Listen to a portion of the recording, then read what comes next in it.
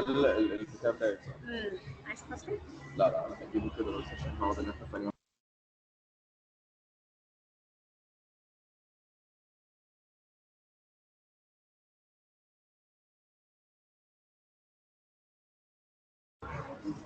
Hello. Hello, you got power. Yeah. I got power and I got internet. Hopefully, fingers There you crossed. go. You never know with Egypt. Egypt is Yeah. just okay. Very good. You having power outage issues, Reem? Yeah, I was just talking with Michael yesterday. Egypt is facing some crisis, and they are cutting the power 3 hours a day. Like on all Egypt, everywhere, even banks, even hospitals. So Really? it's a big crisis.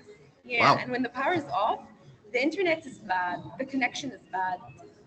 It's just everything. You can try an Uber, you can do anything. You're just like frozen in your place. You're waiting for the power to get back on, so you can go on with your life.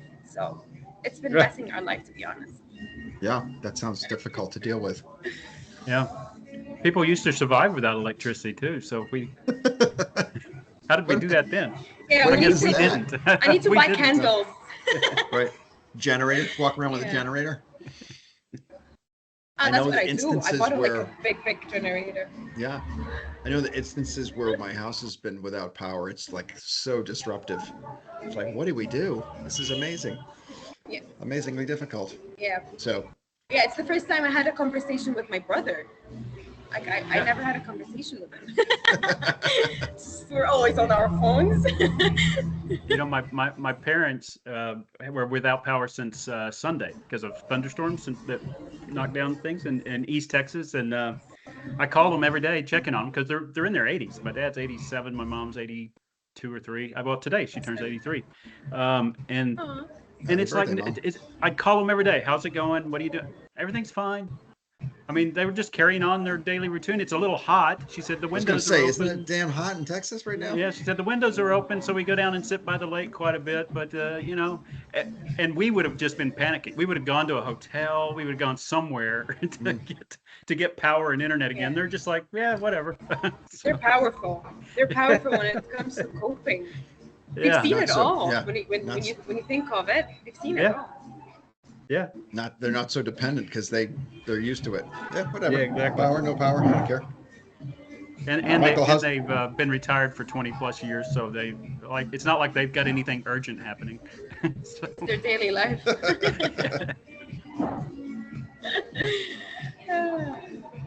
Michael, how's the shoulder coming along? it's gonna be a while. I went and saw the doctor this week, and you know what he showed me was the pictures of the surgery. Yep. I don't recommend doing that. Okay. It's pretty gnarly, but the bone kind of crushed, and it was broken in 4 places. There was a piece floating, Okay.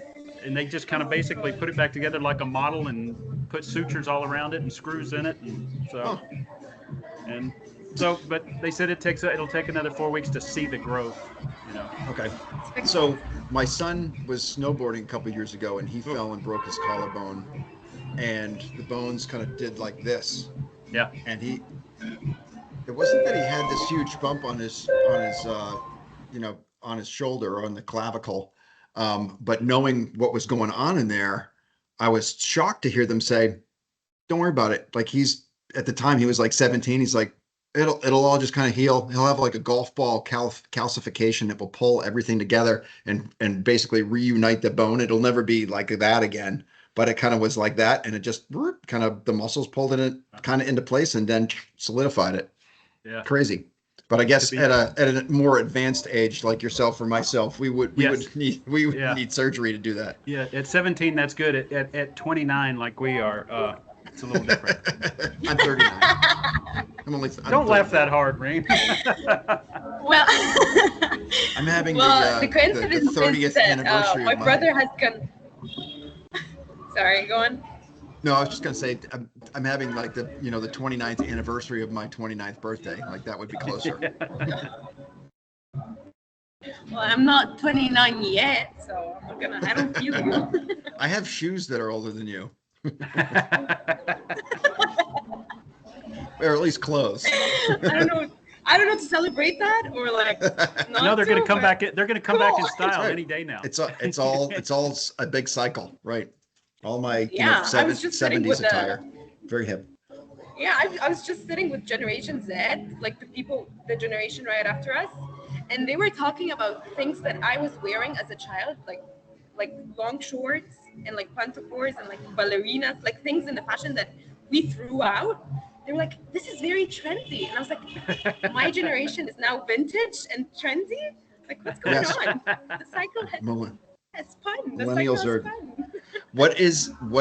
What's that age group? What's the leading edge of Generation Z or Z right now? 22 or so, 23, 24?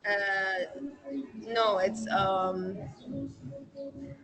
I don't know. It's actually starting from the 2000s and then ending. Okay. At, I don't know. When does Alpha start? I don't know, to be honest. I stopped there. Like I stopped caring because I'm gonna The next get one? depressed. The Alpha one. Yeah. Oh, I don't know. Yeah, I don't either. My kids are 23, 21, and 19, so I think they're all falls Generation into, Z. into Z. Generation Okay, so basically anybody born from 2000 and forward. That's I think it's kind of the not- delineation. It's 98 from the 98. 98. Okay. Mm. All right. So yeah. Because So I'm Generation basically Z, 20, so. 25 years old and younger. Gotcha. Yep. Okay. Yep. Is that James Gilman joining us? Hey. Oh, the tan. Look at the tan. Fantastic. I see. So I see that Brandon is not joining us today. He's doing some Yeah. volunteer work. Yeah, I'm actually going to start for like a whole Okay. hour, and then Brendan is gonna join. But I don't know when to start. Like, I don't know if anybody else is gonna join or no. But Butch responded to his thing that was awesome.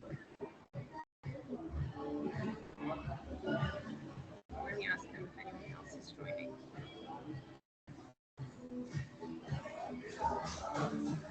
Is anybody in this group from Dallas or live in Dallas? James, I'm not sure where you are. Hey, what's up, guys? I'm in Atlanta. The reason being, we've got a suite at a Dallas Jackals game, which is a rugby team. Yes, we have apparently rugby in the U.S. and you know, it's just not that well known. We're a UK-based company, and we sponsored the Great British GB Sevens team or something like that. So Active Ops is on all their jerseys. It's kind of cool, except you never see a rugby game in the U.S. And they gave us like suites at different venues, and this next week is the Jackals game in Dallas, and I can't find many people that want to go see a rugby game. Here's what I would add to Yeah. that is there's a New England Free Jacks rugby team here, Yeah. and from what I understand, it's freaking amazingly fun. Like it's like a concert and a party and a tailgate, and like they just make it super fun. So I don't know if it's the same league and if it's the same experience, but I've talked to people who have gone to the New England Free Jacks and say it's like you're 20 years old again, and it's just this amazing experience. So I don't know. Awesome. Could be good. Yeah, it could be. Reem, what do you know? You guys have rugby? Is that a thing in Egypt? And yeah, we have a rugby team, but Egypt is not big on sports unless it's football, like Mhm. soccer, or basketball, because we're very into basketball. But other than that, it's just small communities, like nothing major. Gotcha. Speaking of basketball cups, see Yeah. the game last night. I didn't see it. I saw a headline that said, "What happened to the Mavericks?" So I'm assuming that was bad.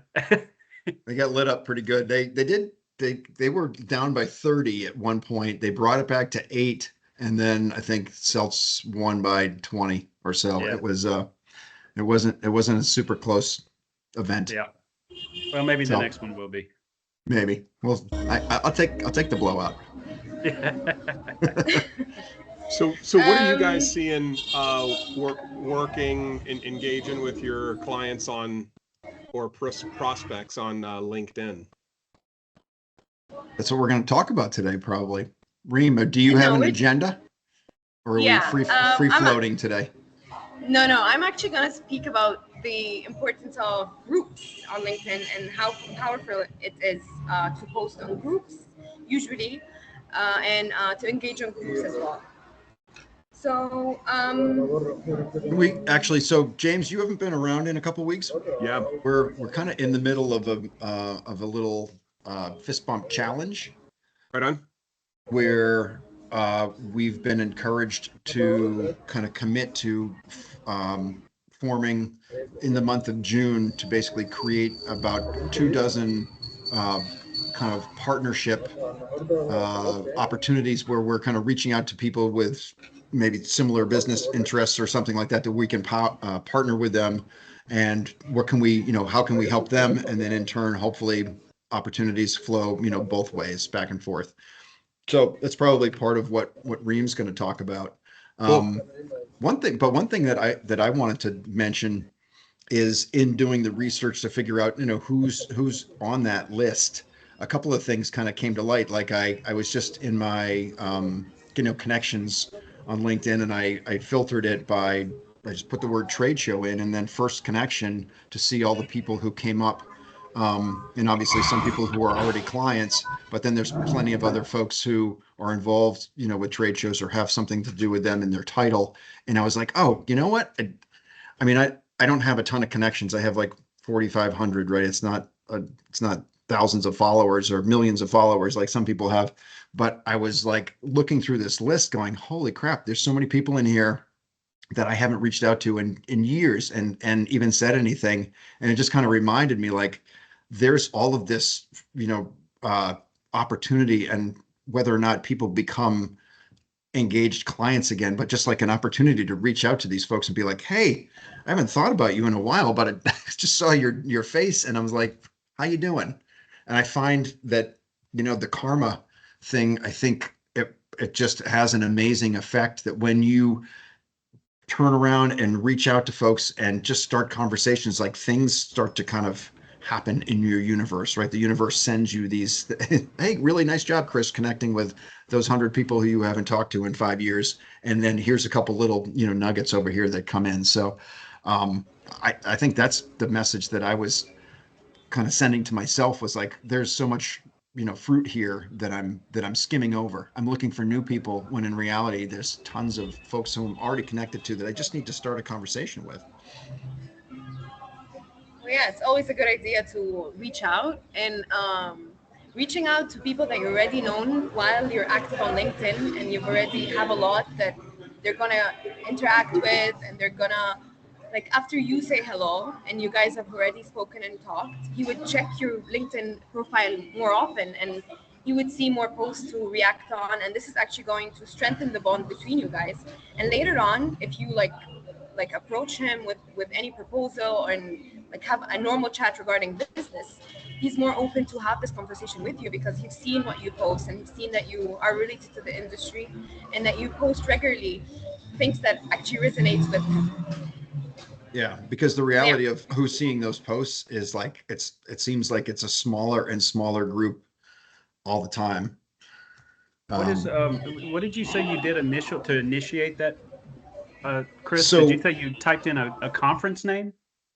Within my connections, I used a filter and I just put in the word trade show. I see. did Okay. events and then marketing, and then I was like trade show. So I'm basically just looking at my first connections, like who has this word in their job title or something to Yeah. do with their description, right? So, Yeah. and it was just like, damn, like there's a lot of fruit here that I'm not even considering, because, Gotcha. and I don't know every single person all that well, but it's like, I just need to do a better job to reach back into this group of folks who I'm already connected to.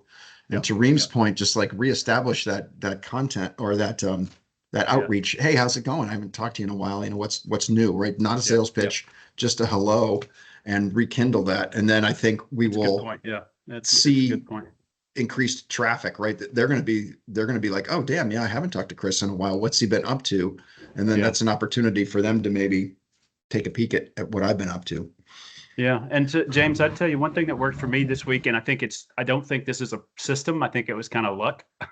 Is I saw a colleague of mine, or a contact of mine, connection, I guess I would say, that was hosting or participating in a webinar with a potential, my ideal customer profile of a customer. So I reached out to him quickly on LinkedIn, and it went to email very quickly because we're partners, business partners, but I hadn't talked to him in a while. And now he's made an introduction to that person that was on the webinar with him. But again, I don't know if that's systematic, right? I don't know how many connections are hosting webinars, right? So, Right. Well, keeping an eye on all the prospects or the friends of friends or like the connections is essential, just in order for you to always be updated, whether they have a webinar or like they're getting rewarded for something, they have an article on. Being there, even if it's through a connection of a connection, is always spot on. And this is actually part of the thing I was going to talk about today. I've been posting on groups recently, and it's been giving us good interaction and impression. Well, I've been talking about this for quite some time, which is the loop. LinkedIn is about a loop, which is if I post and this post gets me a lot of impressions, engagements, people are going to look into my profile, which is going to increase my profile views, and then it's going to increase my conversations because I'm going to send them a message saying, hey, you've looked into my profile, let's meet up or let's connect. This is going to raise my connection. And then when I post again and people see that I have more connection, I have a lot of connections, it's going to go on within the loops. So searching for a group and finding the relevant group is actually, I've done it through three things. First of all, just like Chris just said, write in a keyword in the search and just click on groups and see all the relevant groups that are relevant to this keyword. One other thing, and it's very similar to what Chris just said, is see what are the ICP or the prospects that you want to connect with. Which groups do they belong to, and are they active on it? Do they post on it? Just being within this group raises the chances that whenever you post on this group, this post is going to pop up on their feed, and whenever you comment, it's just gonna it might pop as a notification saying, hey, this person commented on this post on this group, check this post out.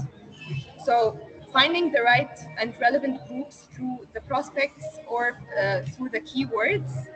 And of course you can use filters like industries, language, description, or like when it comes to filters, what locations you want this group to be.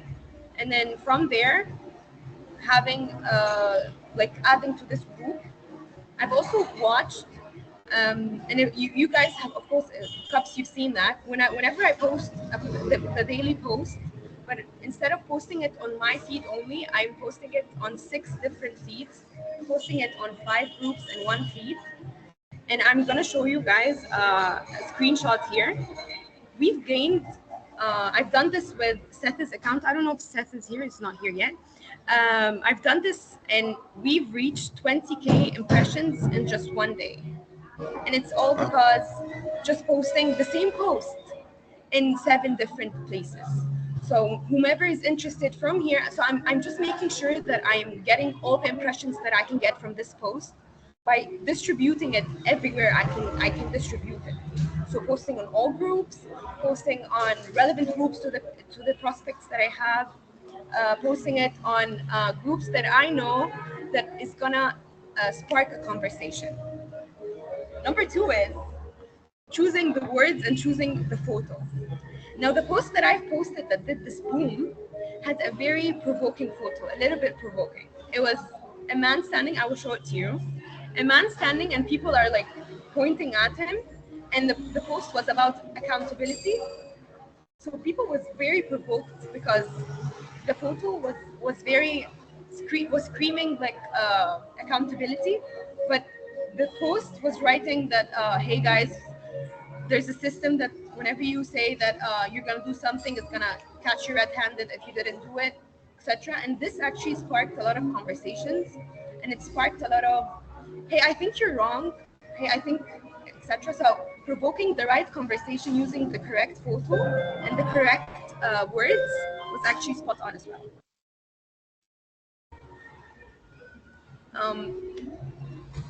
Chris, you're muted. Reem, can you show us? Can you share Yes. your screen and kind of just show us? So the only group that shows up to me on a regular basis is called Brain Expansion Group.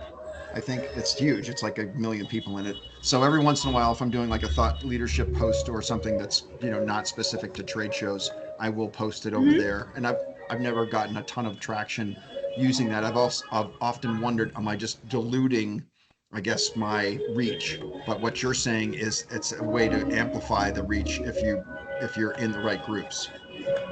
Yes. Let me just, I am just applying the photo. Give me a minute. I'm sorry. Well, yeah, it's not just choosing the right, group. It's also being relevant to this group.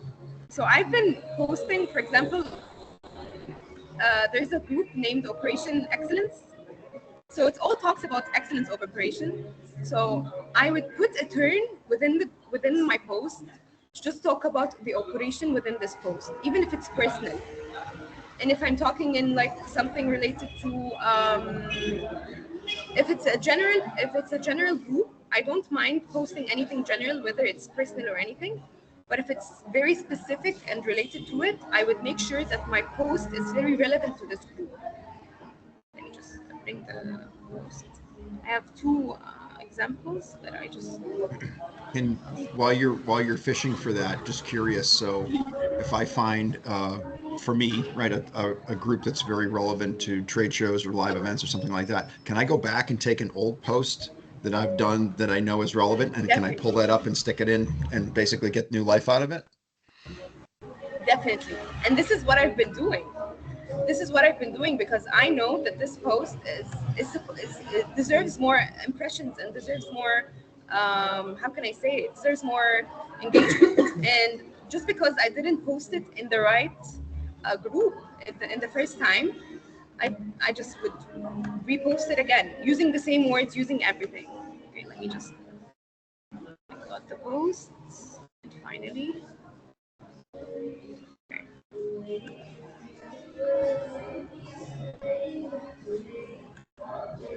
Sorry, I was on mute. Reem, do you create a new post in that group, or do you just copy the link from your original post into that group? No, new post. New post. Okay. Yes. So you're getting impressions, but it's not all on the same post. It's the cumulative of impressions, right? Yes. So creating a new post, not just referring your old post, makes people actually think that you took time to write this post specifically for this group. Yeah.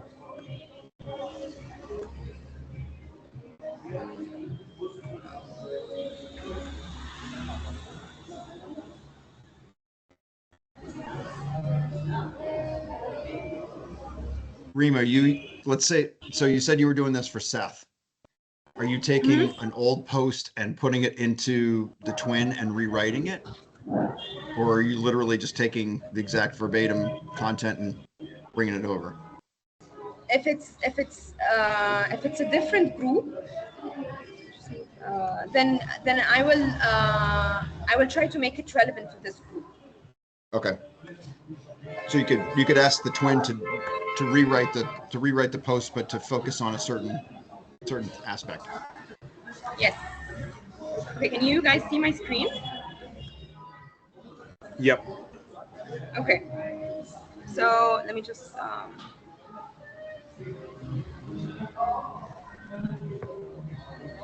slideshow. Okay. So this is where we posted one post, and we actually got 20K impressions in 7 days, which is one day. And this is the post actually. The photo was very provoking and it started a lot of conversation. Hey, Reem, you're echoing for some reason now. We can't hardly hear you. Same here. Yeah, we're all echoing now. No, why is that happening? I think it's the screen that you're sharing. Oh, okay, give me a minute.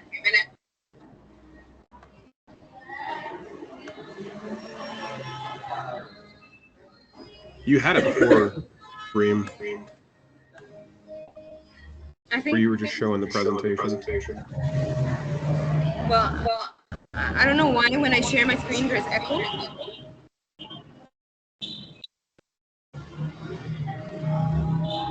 Okay, let me do something else. Let me send the post on the chat normally. It actually seems like it's better now. Oh, no. That's echoing. Okay, this is the post.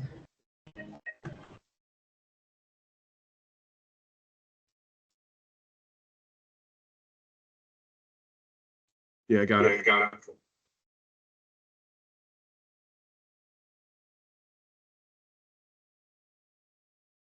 We all echoing now? Yeah, we're all. I don't know what happened. Okay, we just have to bear it and cope with it. I'm sorry. So, I was saying that choosing the correct photo, whether it's against the words you're saying or it's very literal, or if it's saying just a word within your text, and then just that, and people would have to go through your post to read it all. And I've also found that actually engaging in posts that are doing very good in this group, people would pinpoint you out. So, for example, if I strike a conversation within a post that is doing very good on this group, people would see my name and they would say, "Hey, this is actually someone that debates or that engages within conversation." Because usually, and this is what happens when you post on the group, people are actually trying to. You guys hear me? So I was saying that actually they pinpoint that you actually do engage in conversations. So engaging within the group and choosing the relevant words to this group is actually spot on. Okay, so how did I find or select the group?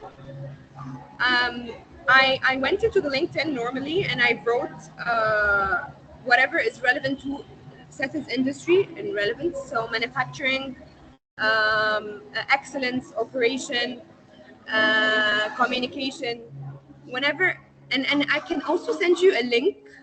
I will send you a link. Let me grab it right now. There's a link I have. It's a research that I've done. It has all the good groups that are doing so well on LinkedIn, and you can just go through them and see what is relevant to your industry, and you can just join it and start posting on it. So I'm not saying that it's definite that you're gonna do good if you post on groups, but I'm saying that actually engaging and posting on groups is a very powerful tool because they are already a community and they already know each other and they engage within posts like daily. So just popping up and joining this conversation and just like belonging to this community by posting regularly and like opening up conversations on posts that are doing good is gonna actually get you this impressions or engagement. Hey, Reem, can you reiterate or say again that kind of the cycle of, right? So you said posts, obviously posting in multiple groups. The reason we do that is for profile views. So take me down that train again, or down that circle again. Yeah, sure. Oh yeah, sure. So we post a post in numerous places, distributing our posts on groups and our feed. That gets us impressions, and impressions, they click on our profile, and that sparks engagement. This is a conversation. This increases our profile views, and from the profile views, we engage and say, "Hey, you viewed my profile, and hey, I would love to connect." So this raises our connections and raises our followers, and then the loop starts again.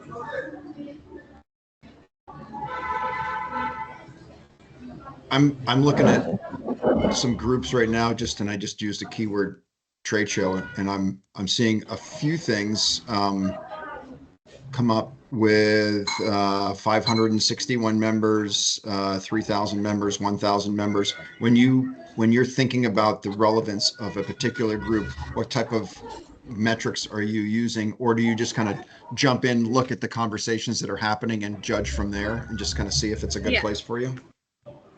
Well, yeah, I just check the group and see if it's an active group or no, because it might have just 1K, but they're all active. They're all there. They're all checking the group daily. They're connecting with each other. They're engaging on all the posts, and they're checking the posts regularly. And there might be a group that has like 1 million, but only 10. They check the profile daily. So going into the group and making sure that this group is actually active. It actually you would follow it from there. And actually there's a scheme to the post usually, and this is where I try to mimic them. So my post does good, just like other posts. So then there are groups that they don't take photos, just put words, and this type of post does very good. So when I post on this group, I don't post photos. They like people that post with photos are like, I don't know, not important, like it's a clickbait or something like that. So checking the scheme and the normality of the group is very important.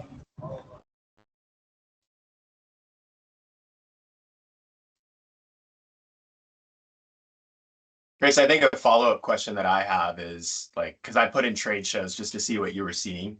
And so like I see the one that says 652.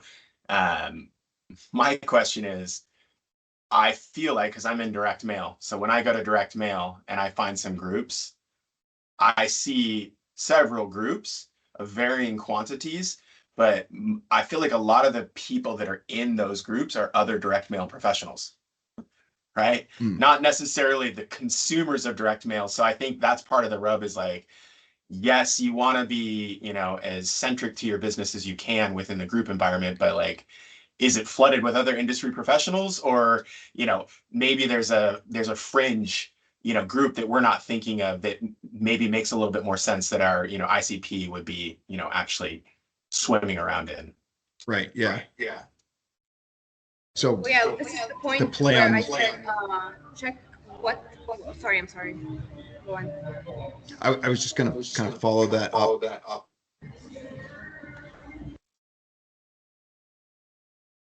Yeah. Hold on.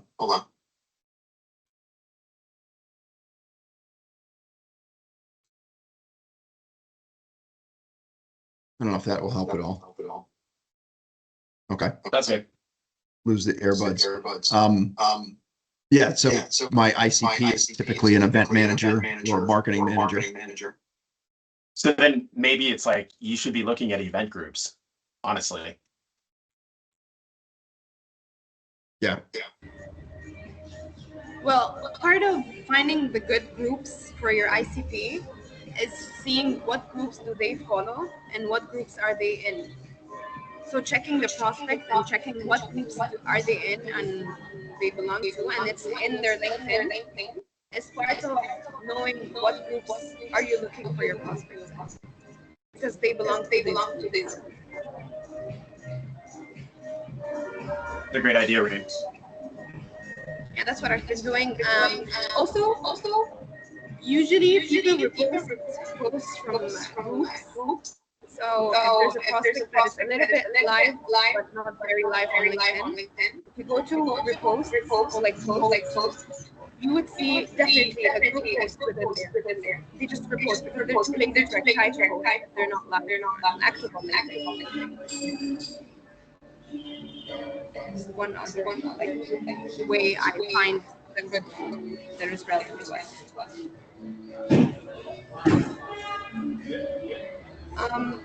I've just sent the link with the 50 top LinkedIn groups.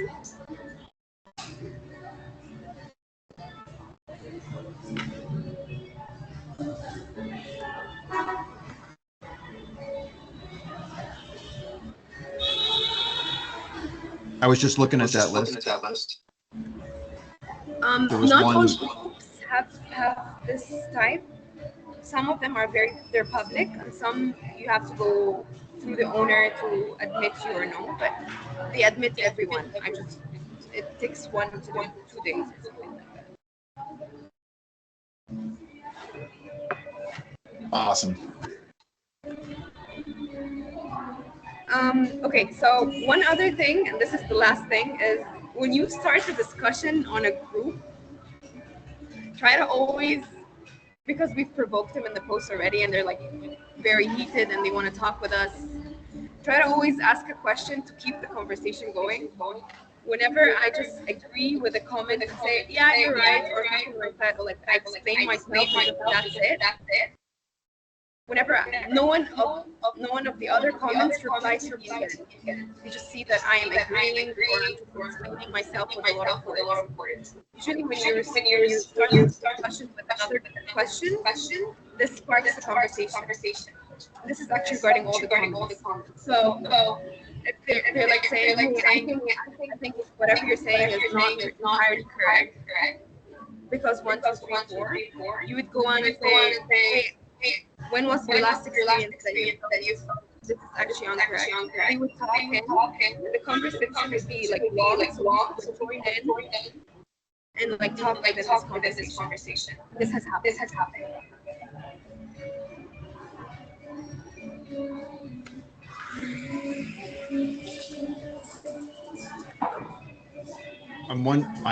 I'm struggling to follow with all the echo. We all go out and try to come back in.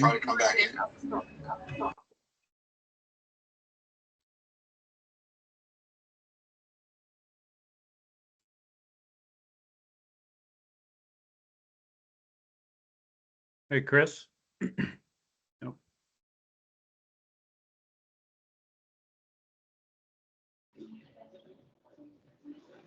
Everybody's sort of echoing now.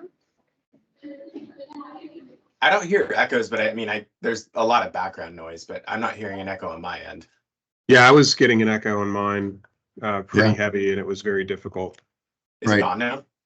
Yeah, it Right is. now, Yeah, Josh, you were the only one who wasn't echoing for some reason. You're doing it right. Everybody else is just doing it wrong. It's a West Coast thing, you guys. Like, you wouldn't understand. it's all that Simcoe behind you. There you go. It's all the beer. It's all the Yeah. Go Beer King. Yep, you got it. So that was it regarding groups. Does anyone have questions? One thought. Oh, I'm sorry to cut you off, Chris. No, go ahead, James. I was just exploring with GPT, Chat GPT, and like, hey, make a list. Give me a list of all of the people who place. What did I say? Let me scroll up. What are the titles and companies that buy supplies? What are the titles and companies? And it gave me a list of like 15 different ones like that. So maybe using those prompts to then go in and try and find other groups. Yeah. I'm continually finding myself amazed at how many new realizations I have to use Chat GPT that I hadn't previously thought of before. Yeah. And it just saves my brain power because it's very limited. Yeah. Are you using a paid version or are you using the free version? No, just the free one. So we're kicking around in my little sales team. One of the young women, her boyfriend is on 4.0 or ChatGPT 4, whatever it is. And she's like, it's a game changer. It's literally like night and day between the free version to the paid version. So for $25 a month or whatever, I'm like, let's give it a try. Like, let's see where this thing goes. I know she took an image and put it in of one of our timelines and says, hey, if the show is this date, redo a timeline for me. So now you can actually put imagery in there and it kind of reads the imagery and it's feeding back. So this is a timeline would be something that might take us 10, 15 minutes to create. If I can create that in 10 seconds, I've just saved myself or bought myself 5 or 10 minutes times how many times all of these other things that Chat can do for us, or Copilot or whatever we're going to use. Like posts or like, wording for groups. like in our own LinkedIn posts. Yeah. Doing Potentially. presentations, and that was actually very good. When I figured out, I was like, hey, I'm having a presentation about 1, 2, 3. Can you create a presentation, a PowerPoint presentation with all the Yeah. slides and what should I say? And he just created it, and I just chose the theme, and it was done. So it's actually fascinating in a lot of things. And Yeah. one other thing is sometimes I take a screenshot of all the comments I have on my LinkedIn post, and I just upload it and say, hey, these are the comments that I received on my post. Can you please reply to all of them? And he would give me all the replies in one prompt, and I just like copy paste. But of course, I go through them. So this Wow. is actually one other thing that I used to do using my LinkedIn. Also, one other thing is creating photos, and these are the photos that I've been using on my LinkedIn posts. Sometimes it's very hard to find a good photo, or I don't have like personal photos from our clients that I can post daily on our posts. I just get in there and I say, hey, I'm posting this photo, but it's very tricky when you're creating a photo, because if the photo is too ChatGPT, it's not going to get a lot of impressions. So you have to like give it a very detailed prompt, like saying, hey, I need, for example, I was just creating, Cups is not here anymore. I was creating a photo for Cups, and it's just a jug of oil that says data. So I said, hey, create a jug of oil that writes data. When I said that, the word was wrong, so I had to like, hey, you wrote it wrong. Hey, just don't do that. Give it, and I just give the color also, because he always tends to use blue and black only when it's a ChatGPT photo. So when you give it the right prompt with the colors and what to write exactly, it's actually a normal photo. It's not a ChatGPT photo. So I can use it within the LinkedIn posts. Gotcha. Hey, general question to the group. So within LinkedIn, I don't know if anybody else has tried it, but you see you can rewrite your post with AI. I guess I've had varying degrees of success with that. A couple times I've done a voice recording into my notes, and I've just taken my general thoughts, copy, paste it into LinkedIn, say rewrite it. And I know that obviously the fist bump has a, call it upgraded version of that. I have access to it. I haven't set everything up yet, so that's my fault. But just trying to play around with it and see where it goes. And it doesn't. What I found is it's using words that don't sound like me. So I know that I need to take the time to set up my twin in order to kind of get me to that point where it's doing that. But I've had reasonable results. At least it kind of cleans stuff up, and then I just can go back and I can edit it and make sure that it doesn't look funny or sound funny or just not like me at all. But at least it's a start that takes me to this next 2 or 3 versions pretty quick. Yeah. Well, yeah, if it helps, do it, but just make sure that the words that show that you're using an AI writer is just not there. And to be honest, it just shows when you're writing, for example, it's eye opening or site opening or something like that. These are like words. If you use them within your post, people are actually gonna like pinpoint that, hey, this is actually written by AI, and it's not written by a human. Even if you use these vocabularies, unfortunately, actually people pinpoint it, and they're like, this is written with AI. So you just, if it works with you and it just gives the general post idea, just make sure you remove all the weird words and just like add the human touch to it, because again, it's not going to have the human touch since it's written by AI. And so it's more engageable and it's more relatable. Because also one other thing, and it's a tip that I usually do, if I'm posting a very businessy post and it's like purely business, it's just me talking about the company, and I put a very small sentence in the beginning, like after the hook itself, the introduction, stating something personal, like, hey, I was asked this question, or on my walk, I thought of this, or something like that. People would actually feel relating to this post more than just finding the businessy posts right away. Thanks for clarifying that. I was kind of curious if LinkedIn algorithm identified, because the AI is baked right into rewrite with the post. I was curious if it actually liked when you did it and it would push it more. I can't say that it one or the other. Your comment is not so much about the algorithm. Yours is about the human people who are looking at it going, yeah, that's not real, Yeah, right? correct. Which I want to avoid. I like your hacking Yeah, thought, Chris. If you use the in-house, you know, service, like, do they give you a little preferential treatment? Exactly, right? How about, hey, Mr. doesn't hurt to Algorithm, why ask. don't you push this thing out and stop freaking, keeping people from seeing it? Yeah. Well, it when it comes to algorithm, to be honest, it's very tricky. Sometimes it's not good at all, and sometimes it's very good. But again, what gets supposed to be seen on a lot of feeds is impressions or engagement. So if people stop and read your post, or people like your post or comment on your post, it's gonna get the algorithm to show it to more people. So in order for you to do that, again, it's a loop. You have to just make sure that the person that is reading it didn't feel like you're actually feeding him a business information. You're just like talking with him normally. Right. I feel like I'm still pretty new at this, just from a runway standpoint. But like, as I've been more and more consistent, I am seeing, you know, impressions go up, you know, a little bit more engagement, likes, you know, trickle of comments. But I do seem to notice that when I take pictures with other people and use those, like, those are the ones that like are dramatically better. Like, I don't know where you guys are at, but like, let's say I average like 200 impressions a post.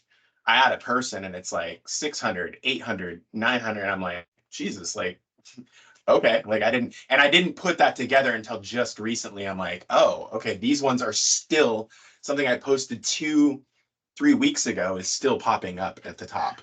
Why do you think that is? Do you I have think any it's because inclination? if I had to guess, the two ones that I've observed, they're not necessarily active on LinkedIn. They're present on LinkedIn, but I think that because they're like almost like absent on LinkedIn from their followers, when they pop up, like, because it's like I tagged, you know, my buddy's name's Paseth. So I tagged Paseth in a photo with me, and he's never on there, but suddenly people are like, oh shit, Paseth is on here. And like, because I'd say it's 70%, 80% of people, I have no idea who these people are. Cool. And like, I'm like, oh, cool, I just got another like. And I'm kicking myself because yesterday I spent 3 hours with a guy, and, you know, I'm like, damn it. Like, I'm literally yes, exactly, Reem. I'm Yeah. like, okay. But that was kind of like the epiphany that I had this week, is like, okay, the more I can do, you know, get shoulder to shoulder with somebody, I think that, at least for me, seems to be helping. Yeah. My most successful post in the last like 4 months is one where I had lunch with this woman and we took a picture and tagged her in it. And it went like freaking on fire with people that she knows. Like, to your point, it's like it went in a direction that wasn't related to me at all, which was awesome because she's an event planner. And like, I'm like looking through all the people who are commenting. I'm like, I want to know you. I want to know you. I want to know you. You know, so I think I could probably go back and go to school on, you know, what was done there. But I don't know if it's something in the actual photograph itself or the act of tagging that person or whatever it is. It's not a slam dunk. It doesn't always happen, but but more often than not, yeah, it's good fodder for conversation. If you're seeing it somewhat regularly, then maybe that's the thing. Yeah, it just is. I mean, my most popular ones recently, it's two guys that I've known forever, but they literally never post on LinkedIn.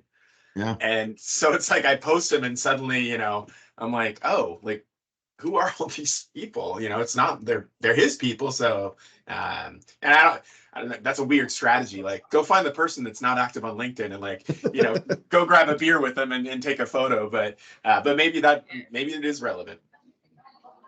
Well, whenever you're guessing something with LinkedIn, there's a way that I always reach answers, which is, if I am the person that is looking through the post, what would I do? So if you look through the feed and you find someone that is posting a photo of him chilling with his buddy or like having a beer, you would definitely leave a like. Definitely leave a like, because it's just a photo, and you sense the human, like There's a Connection. human thing within the post. Yeah. Yeah. And then again, tagging people on your post is like a small mini, I call it collaboration, because you're literally getting your people and their people and people that he knows all look into your post, and they're all engaging because again, there's someone that they know and they just want to like it or comment on it. So Yeah. tagging people is so important, and tagging industries as well, like companies.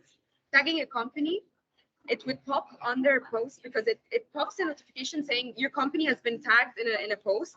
Yeah. And imagine like a 500 employee look into this post, you're getting impressions. So tagging So- companies. That is interesting. There's a few people that like they're in my ICP list, and they work for this nonprofit called For Ocean. And they basically take plastic out of the ocean and they make these cool bracelets. So like I did Yeah. a post and I tagged them in it, and I was like, oh, this is kind of a little backdoor way to get a little kudo. And like I didn't get anything. And I don't know if it's just because like their social media manager isn't on top of it or something, but like it wasn't like I wasn't trying to weasel into anything. I was legitimately like, this is a really cool business. They make cool art. They create jobs. And by the way, they're cleaning up the ocean, So like, that's all it was. And I'm like, it's actually one of my crappiest. And I'm like, shit, I thought this was a good idea, but I still think it is a good idea. I think it's probably on their end that they didn't engage. Well, I yeah, would and agree. it's not I would definite. agree. And it's not definite when it comes to reaction. Whenever you're tagging someone, I mean, you yourself when you're tagged in a post, sometimes your expression is quite different from the other. Sometimes if you're tagged in a post, you're like, cool, and you leave a thumbs up. And other times you're like, hey buddy, that was a great time, thank you so much. And you tag someone else and like, hey, we should do like this other time. You yourself sometimes react to posts differently because it's all related to you. Whether you're in a good mood, you're in a chatty mood, whatever. I'm not saying that every time you're gonna get a different results, but I am saying that in a way. Yeah. So Yeah. definitely. That's relevant, and this is anecdotal, guys, but like with my Go Beer King, like I tag companies all the time on Instagram. And now that I'm thinking about it, it's crazy. Some are like, thanks, man, like way to rep it, like, we love it. And they repost it. And some don't do anything. And I'm like, and I don't want to sound narcissistic, but I'm like, damn, that was a really cool photo. Like, I just literally put your beer in a magical place, and like, you couldn't even say like thumbs Thanks. up. Like, what the hell? So I think that's totally relevant, Reem, is that like, it's the right strategy, but it's just you're gonna strike out sometimes but it's more about the other person. Yeah, Not of you, course. it's them. And again, Yeah. It's not me, it's you. That's right. it's never me, it's always you. Yeah. So again, posting on your post, doing good on your post is gonna always benefit you. But like if you're getting more impression engagement from a tag or anything else, it's plus. But make sure that whenever people are visiting your profile, they're gonna see that post and they're gonna interact with it because it is a cool post. That's what I mean. Hey, can I hijack 2 minutes of this? I'm starting a podcast. I know, James, you're doing one, and Josh, you're doing one as well. Yep. I did hire Brandon and Fist Bump to consult.